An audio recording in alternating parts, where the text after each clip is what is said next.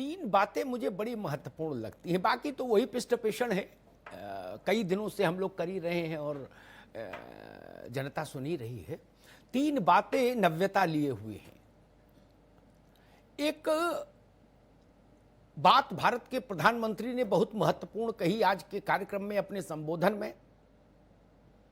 वो धरती बड़ी थी जहां से वो बोल रहे थे, वो मंच अद्भुत था जहां से वो बोल रहे थे, और जिस कार्य को करने के बाद वो बोल रहे थे वो कार्य बहुत ऐतिहासिक था। इसलिए आज उनके शब्दों को मैं कुछ अतिरिक्त वेटेज दूंगा। वैसे तो प्रधानमंत्री जो कहे वो महत्वपूर्ण, लेकिन आज जो बोला वो सामान्य रूप से भारत के प्रधानमंत्री के द्वारा दिए जाने वाले वक्तव्यों से ज्यादा महत्वपूर्ण है मेरे लिए,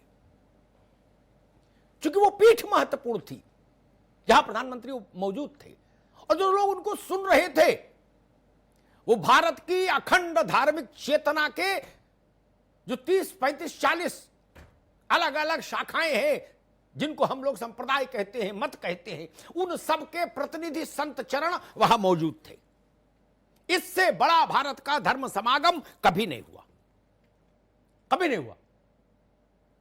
कुंभ को छोड़ दीजिए, कुंभ एक दूसरी किस्म की व्यवस्था है, अन्यथा किसी समारोह में नहीं हुआ जिसमें दशनामी भी हो, जिसमें कबीर भी हो, जिसमें नानक पंथी भी हो, जिसमें गोरखनाथ के संप्रदाय के लोग भी हो, जिसमें वैष्णव भी हो, रामानंदाचार्य भी हो, निम्बकाचार्य भी हो, शैव भी हो, सब हो, जैन हो, बौद्ध हो, सिख हो, सब।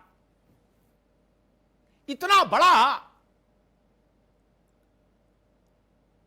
हिंदू धर्म का समागम नहीं। वहां प्रधानमंत्री जो एक महत्वपूर्ण बात कही मैं उसको रेखांकित जरूर करूंगा। उन्होंने कहा कि 15 अगस्त को भारत राष्ट्र को राजनीतिक आजादी मिली थी, अंग्रेज गए, हमारा शासन आया। और उन्होंने फिर आगे कहा कि 5 अगस्त को भारत को सांस्कृतिक आजादी मिली। यह महत्वपूर्ण वक्तव्य है और इस वक्तव्य के साथ में इसलिए खड़ा कि मैं अपने 3 दशक से ज्यादा के पत्रकारी जीवन में लगातार इस बात को कहता रहा कि काशी, मथुरा और बाबा विश्वनाथ का धाम वाराणसी, इन पर आक्रमण और किसी कारण से नहीं किया था आक्रांताओं ने, और कोई वजह ही नहीं थी। दुनिया छोड़कर भारत में बड़े बड़े शहर, पैसे वाले शहर, सामरिक महत्व के शहरों को छोड़कर वहां काहे को गए? उनको तोड़ के क्या हासिल? वहां तो लट्टू पत्रा थे, तब भी वहां सोना चांदी नहीं था कहीं बाबा विश्वनाथ के दरबार में, ना अयोध्या जी में था। वहां क्यों आए घूमते घूमते?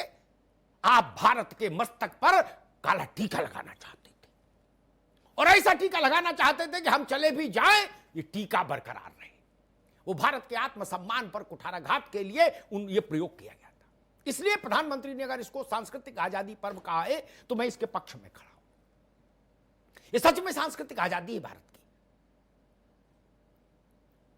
और 2 बातें मैं और कहूंगा जिनको मैं रेखांकित करना चाहता हूं। बाकी अशोक जी हैं, महंत जी महाराज हैं, मायती चेतनानंद जी हैं, ऋषि कपूर जी हैं, वो लोग चर्चा में आगे बात रखेंगे। लेकिन 2 बातें मुझे लगता है महत्वपूर्ण हैं।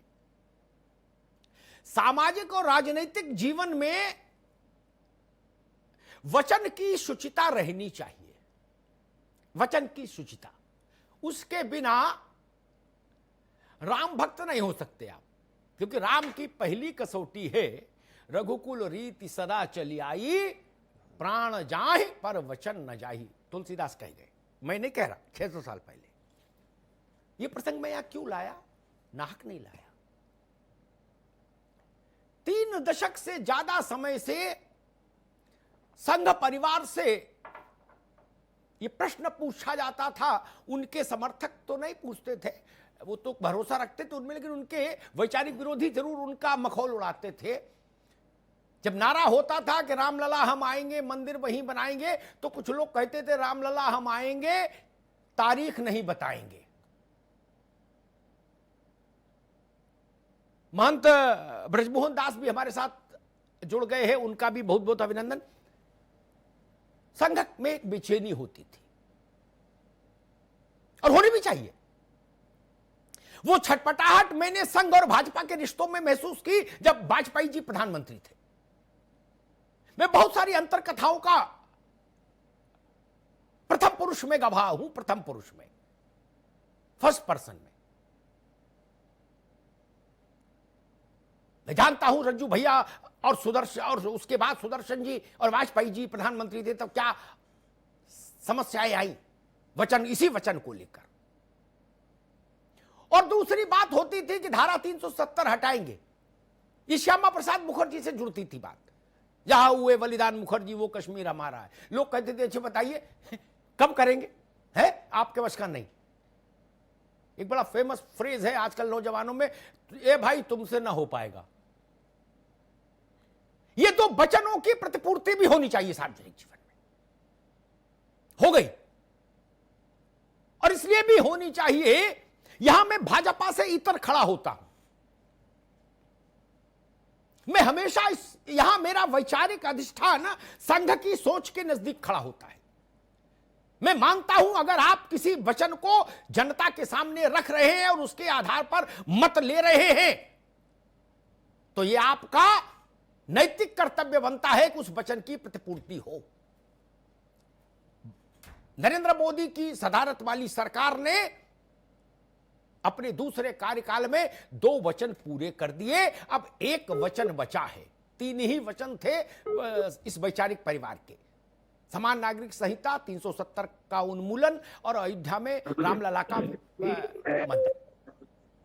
मुझे लगता है अब 66% नंबर तो मिल गए।